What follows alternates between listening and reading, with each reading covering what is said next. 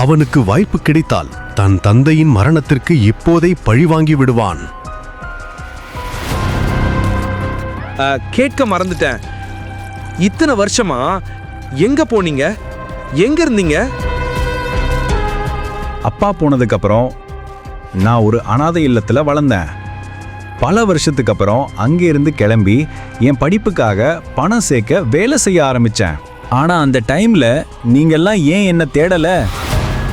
Tiger, நான் உங்களை தேட முயற்சி பண்ணலான்னு இல்லை. நான் உங்ககிட்ட சொன்னது போல உங்க அப்பா போனதுக்கு அப்புறம் மாஃபியா உலகத்துல ஒரே பிரச்சனையா இருந்துச்சு.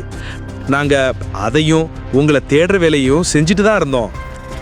ஆனா நாளாக ஆக உங்க முகமும் மாறி போச்சு. அதனால உங்களை கண்டுபிடிக்கிறது ரொம்ப கஷ்டமா இருந்துச்சு.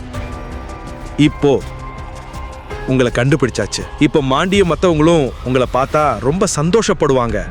மாண்டி பெயரை கேட்டதும் அபினவுக்கு கோபம் வந்தது. மாண்டி ஒரு துரோகியின் மகன்.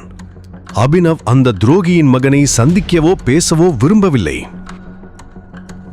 ஆனா அப்பா இந்த மாஃபியா குரூப் பத்தி என்கிட்ட எதுவுமே சொன்னதில்ல. அவர் நினைச்சிருந்தா சொல்லியிருக்கலாம். முழு வீடியோவை பாக்கெட் FM தமிழ் யூடியூப் சேனலில் கண்டு மகிழுங்கள்.